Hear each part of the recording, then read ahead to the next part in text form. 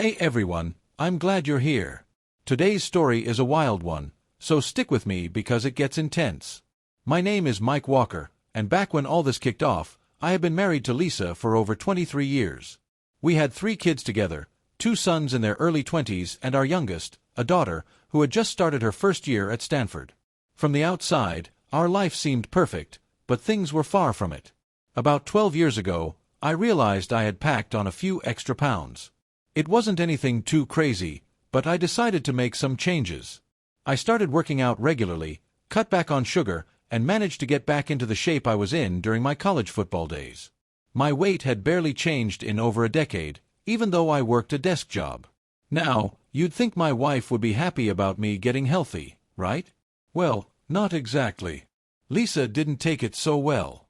In fact, she was upset, almost like my self-improvement was some kind of judgment on her. She'd make these sarcastic comments, asking if I didn't like her the way she was. I had never once suggested she change anything about herself.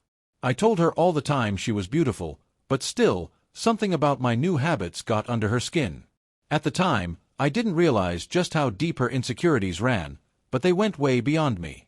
See, we had a few close friends, 3 women Lisa had always compared herself to: Katie, Diane, and Jen. They were all in great shape, smart, and confident. They weren't trying to show off or anything, but their fitness was just a natural part of who they were. Jen, in particular, had gone through a rough divorce a couple of years back. Her husband had cheated on her, and she left him so fast it made his head spin.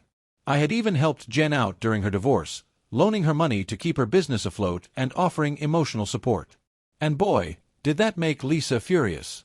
She was livid that I had been so supportive of Jen, even though Jen was just as much her friend as mine. It wasn't like I was spending time alone with her. I had helped her while Lisa was right there, but it didn't matter. Lisa became even more bitter and resentful, and she decided the way to deal with her feelings was to have an affair of her own. And that's where things took a turn for the worse. Lisa's behavior had been a bit off since Jen's divorce, but nothing too extreme. Our life continued as usual, and to be honest, our intimacy wasn't all that different, though I'd always been more interested than she was. Looking back, though, it's clear there were signs I should have noticed. But the way I found out about her affair? Man, it was such a cliché, it's almost embarrassing. I was on a work trip, driving about 150 miles from home, and there had been some snow and ice on the roads. I checked the traffic and saw that there was a major jam on the interstate. So, I called Lisa to let her know I'd be late getting home, at least by a few hours. She seemed distracted during the call, but told me to drive safe and not rush. After I hung up, something odd happened. A parking valet, of all people, gave me a tip. He suggested I take an alternate route to avoid the traffic jam, which would save me at least an hour. I followed his advice, and sure enough, I got home way earlier than expected. As soon as I pulled into our street, I saw it, the infamous strange car in our driveway. Only, this wasn't some random vehicle. It belonged to Fred Parker, the head librarian at the library where Lisa volunteered. Now, Fred was, well, let's just say he wasn't the most appealing guy. He was in his 40s, out of shape, and honestly kind of gross. I never liked him, and I certainly couldn't figure out why Lisa would be interested in him, but seeing his car there, I couldn't help but put 2 and 2 together. So, I parked my car down the street, out of sight, and walked up to our house.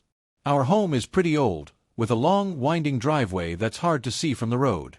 I crept inside through the back door, took off my shoes, and headed up the back stairs as quietly as I could. That's when I heard them, Lisa and Fred, talking in the guest bedroom.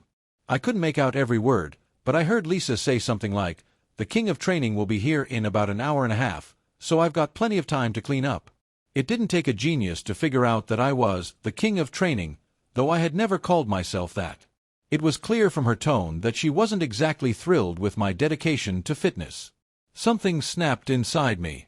I decided then and there that I was going to make Fred pay for what he was doing in my house. I quickly ran down the back stairs to the utility room and turned off the main power switches.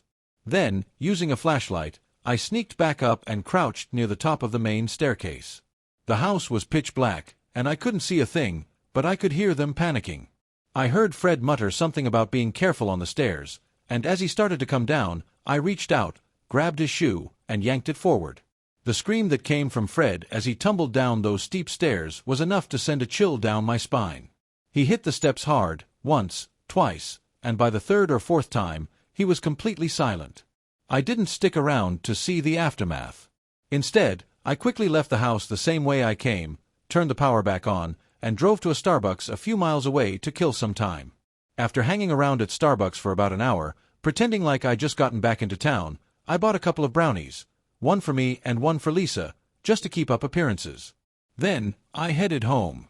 By the time I arrived, Lisa was nowhere to be found, but there was something she couldn't hide, a dark red stain halfway up the stairs and some smaller spots on the wall. It was blood. I couldn't help but smile to myself. I had no idea what shape Fred was in after his fall, but judging by the amount of blood, it wasn't good. I went upstairs, trying not to step in the blood, and noticed that Lisa hadn't even had the chance to change the sheets in the guest bedroom. She must have been panicking after Fred took his little tumble. So, I rolled up the blood-stained sheets, stuffed them in a plastic bag, and hid them in the utility room.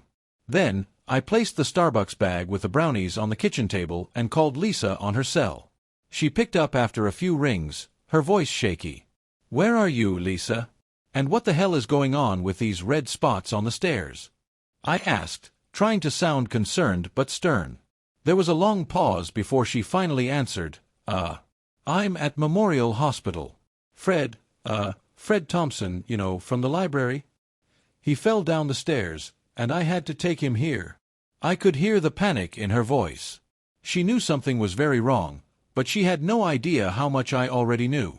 "What was Fred doing upstairs in our house, Lisa?" I barked into the phone. She stammered, clearly caught off guard. "We were, talking about something," she trailed off. "Talking about what?" "What the hell will I find when I go upstairs, Lisa?" "There's no reason for you to go upstairs." "I'll be home soon," she said quickly, trying to keep the situation under control. But it was too late. I hung up the phone and immediately packed a few bags with my essentials. I grabbed the bloodied sheets and the receipt from Starbucks and drove straight to a hotel.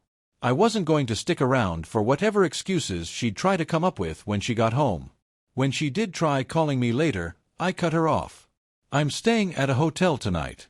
I'm meeting with a divorce lawyer tomorrow," I told her coldly before hanging up and turning off my phone. There was no going back after that.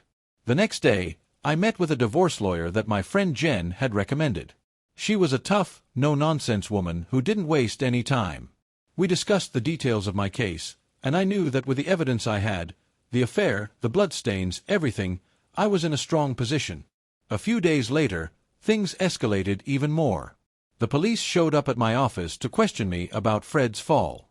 Apparently, Fred had survived the tumble but ended up with a concussion, a few broken bones, and some nasty lacerations. He had told the police that the house went dark mysteriously, and he suspected someone had grabbed his leg before he fell. I kept my cool and casually explained, I thought Fred's fall was just an accident. I wasn't even home at the time. I was stuck in traffic and then stopped at Starbucks. You can check the receipts, the traffic cameras, whatever you need. I handed over my valet ticket and Starbucks receipt, backing up my alibi. The police left without pressing the matter further, but I knew the end of my marriage was already in motion.